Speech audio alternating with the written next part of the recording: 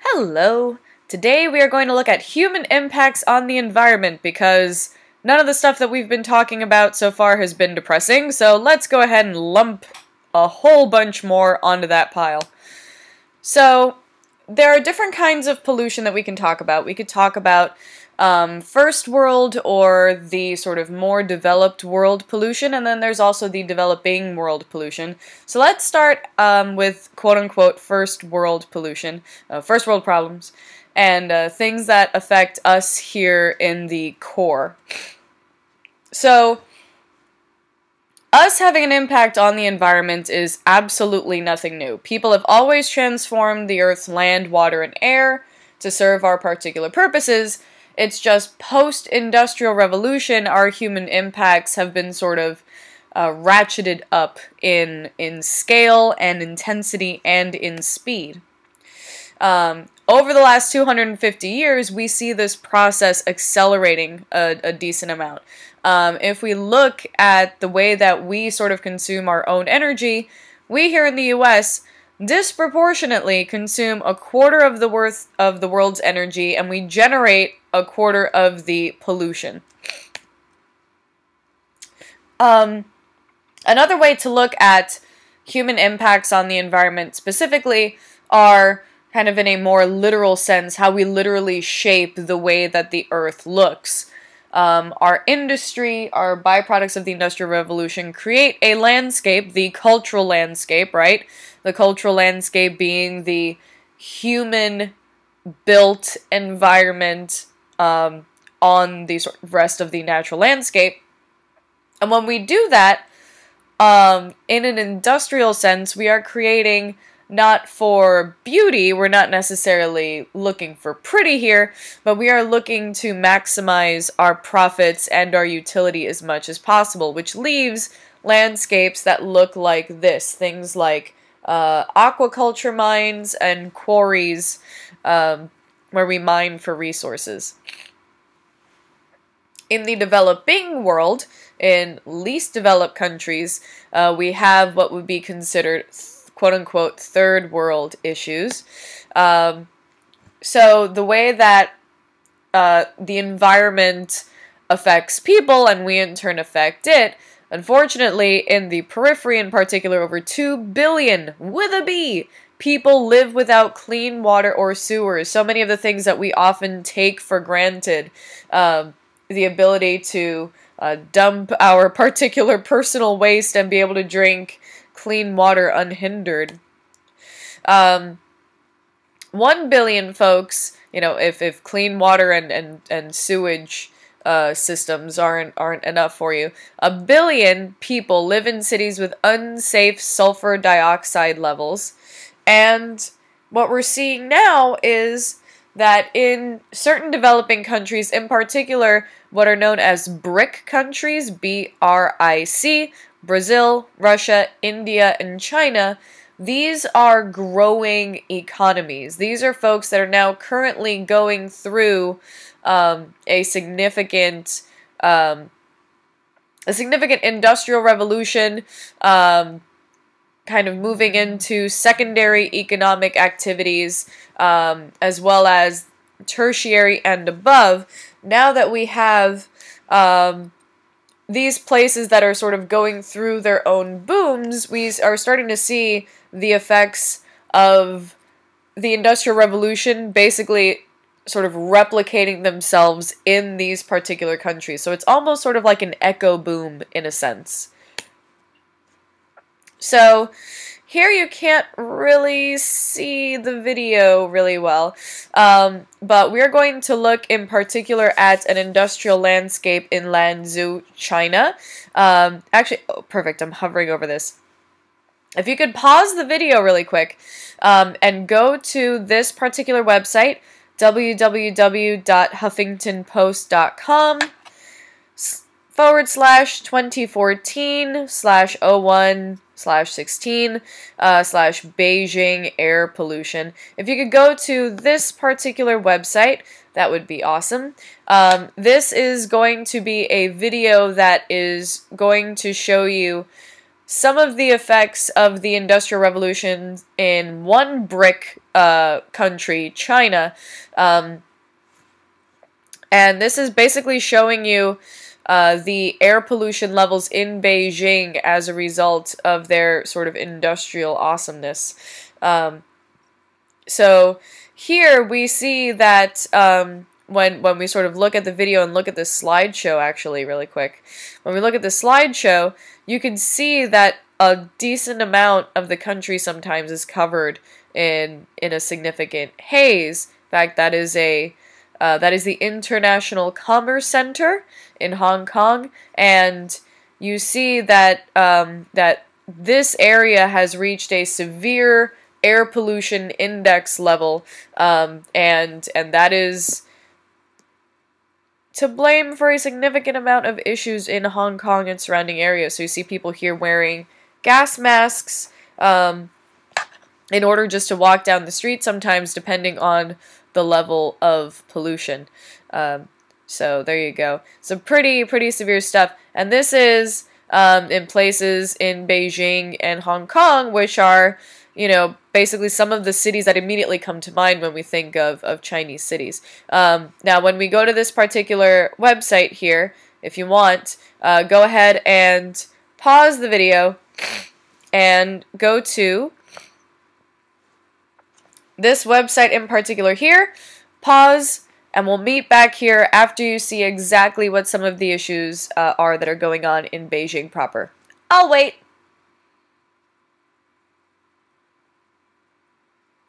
Cool. Well, not cool, but you know what I mean.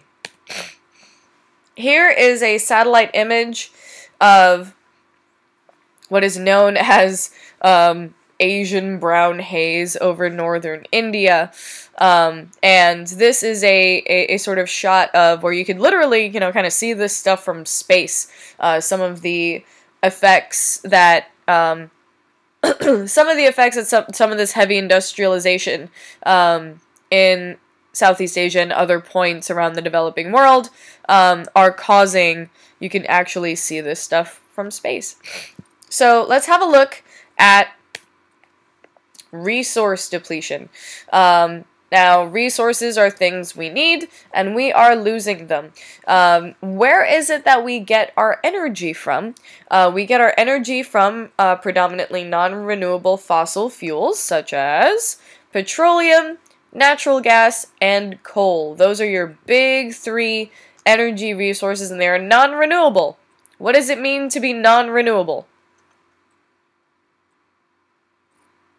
Yeah, exactly. Right, it doesn't replenish itself. Good job, whoever did that. That was awesome. Cool.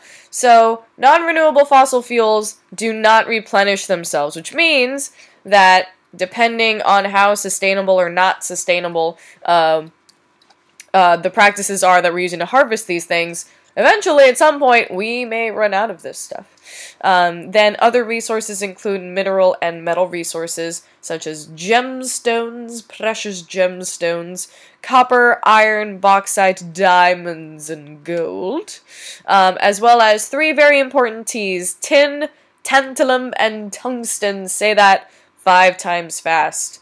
And get your tongue twisted over tin, tantalum, and tungsten. Fabulous stuff. So, let's look specifically at our energy resources. Around the 1800s, well, strike that, reverse it. Before that, wood was our primary energy source. So we were going through a significant amount of deforestation, right? We talked about deforestation efforts. At the moment, right now, in the year of our ice cream sandwich 2015, about 50% of the wood that's being harvested is used for cooking fuel. Back in the day, it used to be closer to, you know, a significant amount of way larger than 50%, I'm sure, because wood was the thing that people used. It was the only game in town until in the 1800s, coal supplanted wood as the leading energy source in the world. In fact, in the US, our main energy resource overall comes in the form of coal-burning power plants. So that's coal. When does oil start entering the picture, or petroleum to be sort of more fancy about it. Petroleum became important with the diffusion of automobiles. And nowadays, almost all transportation systems operate on petroleum products. We need gas! We need gas. At the moment, I am recording this from San Francisco, right? So San Francisco, I drove by and the gas prices were at $3.47. Back home, the gas prices are closer to like $2.50, I guess. So it's almost an entire dollar's worth of difference. We sort of freak out about the price, but how much freaking out about gas prices can we actually do when so much of what we do, everything we do practically, relies on petroleum? So we could sort of complain about it, but at the end of the day, you still have to fill up your tank. And in terms of home heating, natural gas, which is sort of the other part of the big three, natural gas is what is responsible for heating a bunch of homes today. So those are your big three: coal, petroleum, and natural gas. And what do these three things have in common? That's right, they're non-renewable. Good job. So let's look at where it is that our coal hangs out. This is not a map, this is just simply a pie chart. If this was a map, this may be a choropleth. I guess you call it a choropleth pie chart. At the moment, in the world, we have 1.1 trillion metric tons of coal. That's a really, really big number.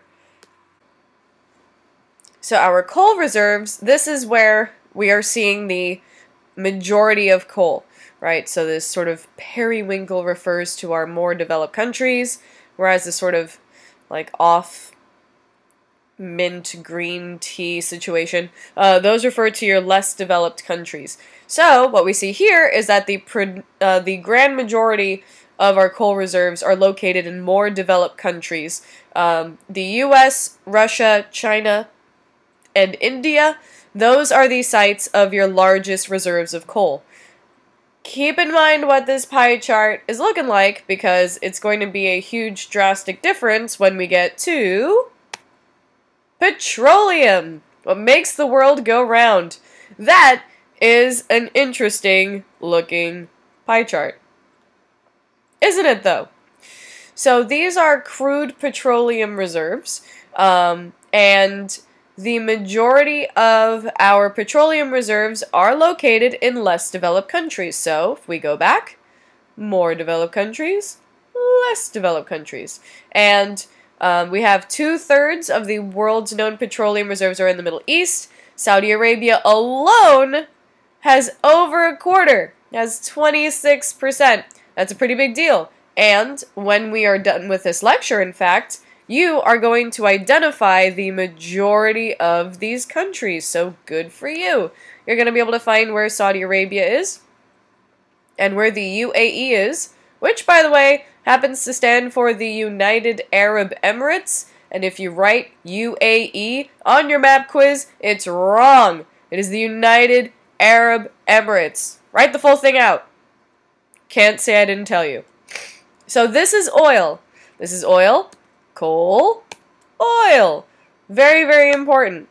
And now natural gas, we see a little bit more of an even split between more developed countries and less developed countries. So these are our natural gas reserves, mostly located in Russia at a 31% number there. So Russia has the world's largest natural gas reserves. Iran and other Mideastern countries have large reserves.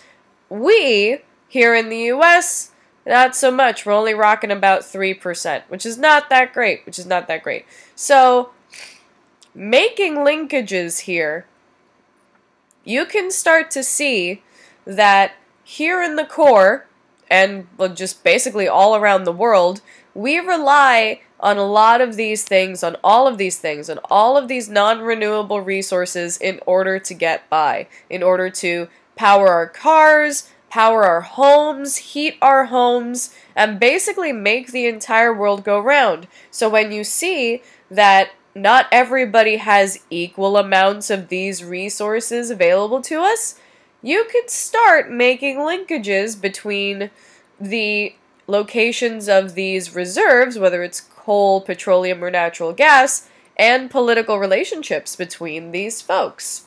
Something to chew on. So, once again, looking at our uneven distribution of fossil fuels in particular, some regions have very abundant reserves. As we see here in the Middle East, we have about 66% of our fossil fuels are happening in the Middle East, with only about 2% located in Western Europe, and North America only have about 5%. Now, even though a lot of the periphery, perhaps, or less developed countries happen to have the majority of fossil fuels, it doesn't mean that they consume the most fossil fuels. We here in the core consume the majority of the fossil fuels, even though we don't actually have necessarily a lot of our own supply of the stuff. And this idea of us consuming mass amount of energy that we have to source directly from the periphery, this is a major cause, it's not the only cause, but this is one significant cause of global instability in the world. So when we sort of look at, before we were just looking at who has what resource. Now, this choropleth pie chart is looking at who is actually using up all of that energy. As you can see, we have a significant chunk of the pie at about 24%. 24%. The US, however, only has 5% of the world's population, but we consume almost a quarter of the energy. Think about this. How many of you are probably charging your phones in the classroom right now? How many of you have multiple devices to charge, in addition to a computer, in addition to a television or multiple televisions, right? How many of you just kind of maybe don't like to turn the lights off when you leave the room? All of those little small decisions that we make every day adds to this number significantly. Let's take a look at pollution. Now, there is an entire lecture in and of itself, the one right after this. There's a lecture in and of itself completely devoted to issues of pollution, but for now, let's sort of introduce the topic here. So there are different kinds of pollution that we are going to discuss. The first one being air pollution, which has effects on the local, regional, and global level. Water pollution, we are going to discuss sources specifically of water pollution as well as wastewater. And we're also going to look at land pollution in the form of solid waste, yay, and toxic pollutants. So let's start with air pollution. Air pollution is due to a concentration of particulate matter in the air, and it is caused by either human or natural events. So by natural events, we're talking things like major sandstorms or dust storms, but a lot of the sort of nastiest air pollution tends to be human-caused. The most common air pollutants, talk about being human-caused, are caused by the burning of fossil fuels like carbon monoxide. Burning of fossil fuels produce these sort of particulate matter things in the air. So carbon monoxide, sulfur dioxide, nitrogen oxides, and hydrocarbons, these are the things that are byproducts of the burning of fossil fuels that end up going into the air and then causing air pollution.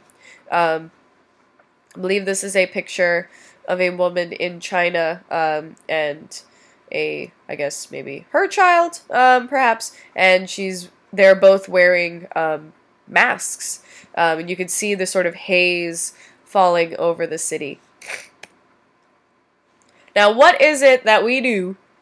That's us. That's our issue. What are the three things that we do to generate the most air pollutions? Well, those are our cars. Our cars generate a significant amount of air pollution. The industry itself. So basically any kind of factory ever. But then also specifically power plants also contribute to air pollution in its greatest amounts. So what does this mean then for the sort of health of our air and the health of our environment in general? The burning of fossil fuels in particular contributes to what is known as the greenhouse effect. This is caused by the burning of fossil fuels. What happens during the greenhouse effect is that by putting all of these things like carbon monoxide, etc., into the air, you are altering the chemical composition of the air, and this leads to global warming. So the reason that it's called the greenhouse effect is because it acts like basically the same way that a greenhouse would. So what if I told you that the greenhouse effect was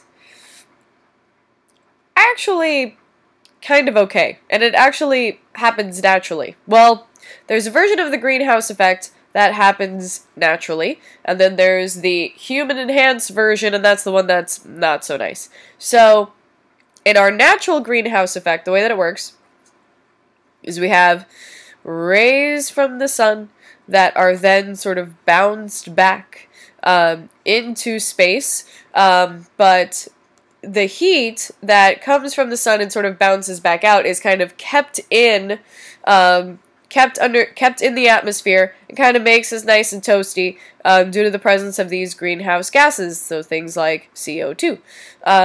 However, what happens is that due to industry, due to the burning of fossil fuels, we are putting way more of these things into the air, which means that whenever you have our solar radiation coming in, less heat escapes into space, more heat gets trapped in, and it basically heats us up. This natural greenhouse effect is a decent thing because it makes us just the right amount of toasty in order to have us live on this beautiful planet. However, we are making things a lot warmer than they need to be. We're kind of enhancing and accelerating this greenhouse effect, and it's not nice. So, when we're looking at who in particular might be responsible, this is a graph showing energy-related carbon dioxide emissions measured as billions of tons of carbon, and this is over time. So we see that we have a significant spike as of, say, maybe 1950 or so, and it just kind of keeps and keeps growing. Developed countries pretty much had a stronghold over the emission of fossil fuels, but now we see the sort of echo effect from places like the BRIC countries, right? Brazil, Russia, India, and China, going through their own major in sort of industrial moves from being periphery to being semi-periphery and then maybe eventually part of the core. And so that means that they're going to be contributing way more than they have historically. So once again, this is kind of what this air pollution sort of looks like. This is our Asian brown haze again, revisited. This is the same sort of haze over Southeast Asia here on the left, and then East Russia on the right. See, this one even looks almost kind of green and noxious in a way. Not cool! When we look at this, this is a sort of like a heat map in a way, but this is looking specifically at carbon monoxide concentration. This is basically over the period of just a matter of months. We see the concentration of carbon monoxide here in Southeast Asia, and then in October, right, we see significant spikes in Brazil as well as sub-Saharan Africa. Now, what does this mean for the actual heating of our Earth? Well, let's look at our temperatures, right?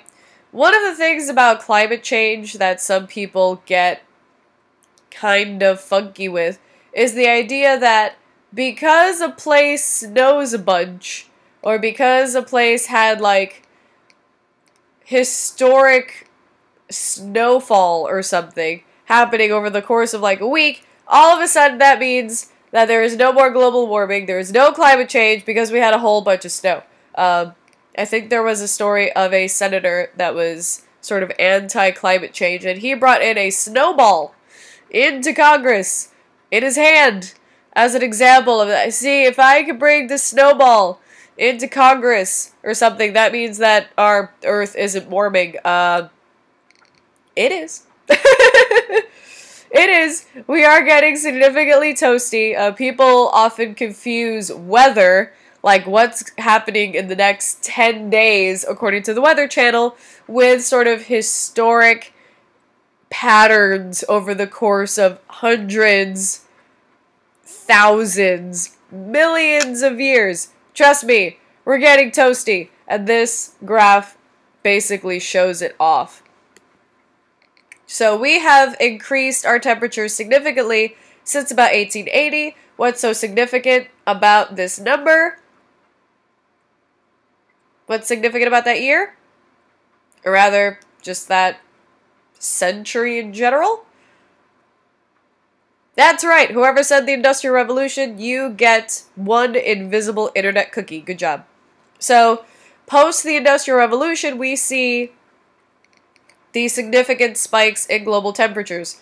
Trust me when I tell you, this is a very, very small chunk of recorded human history, and we have increased temperatures by this amount, which does not seem like a lot.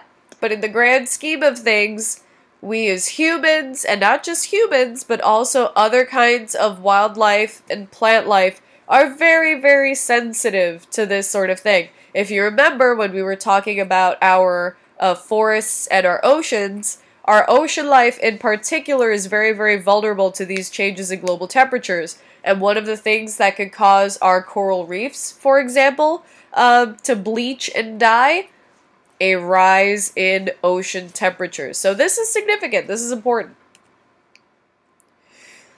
Another thing that is kind of important is the ozone layer. And the ozone layer almost acts like a built-in like sunscreen for us. Not to say that we don't have to wear sunscreen, because we still do. Everybody's got to wear sunscreen. But the Earth has its own kind of built-in stuff, which is nice, because without it, we'd probably all fry like an egg. So this concentration of ozone gas absorbs UV rays from the sun.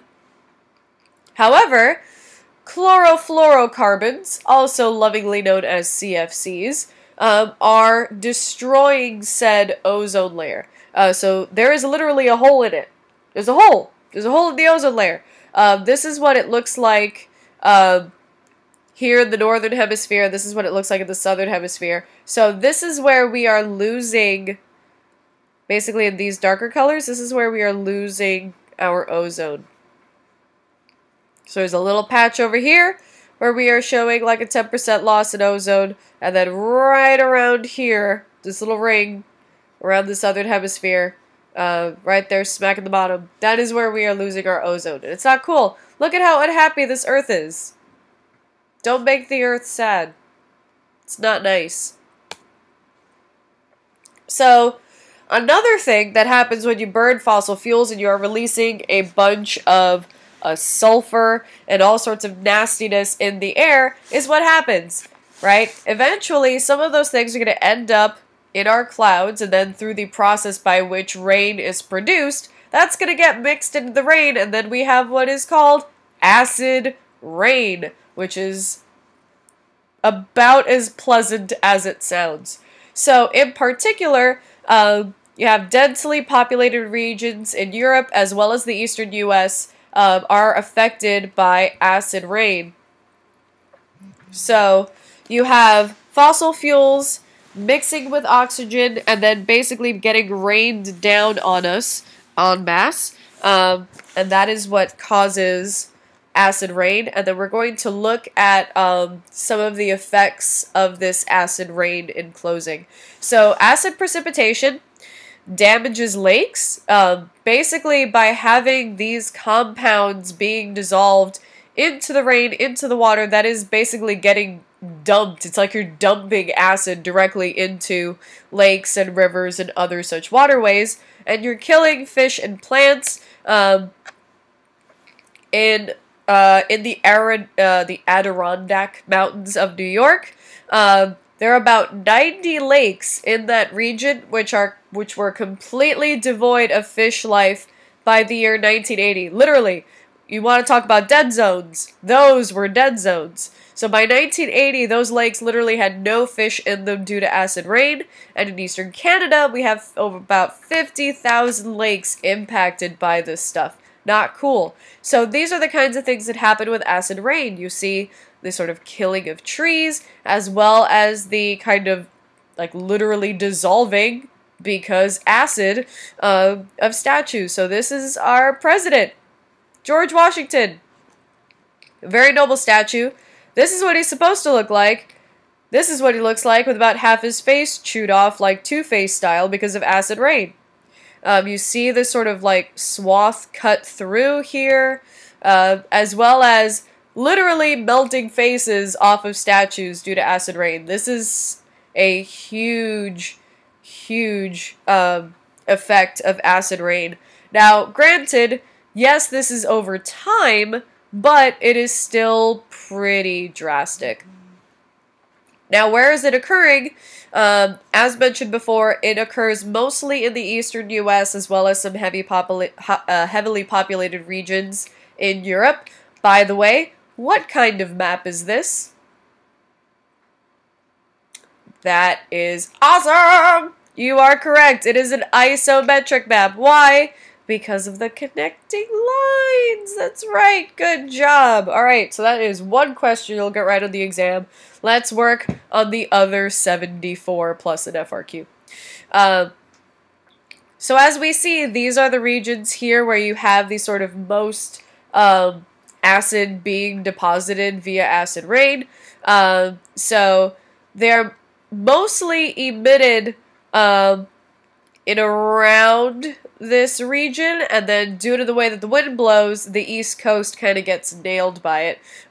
So you would have, well, let's see, where do you think in the US would we have the sort of majority, classically, the majority of our sort of sulfur dioxide production through the burning of fossil fuels? Well, the burning of fossil fuels, if it happens to happen during a particular industry, maybe manufacturing, maybe places like Detroit, or in Pennsylvania, right? A little region called the Rust Belt may be responsible for the acid deposition here. And in Germany, same thing. Significant amount of heavy industry means significant amount of acid deposition in those areas. Now, when we come back, the next thing that we're going to look at is we're going to look at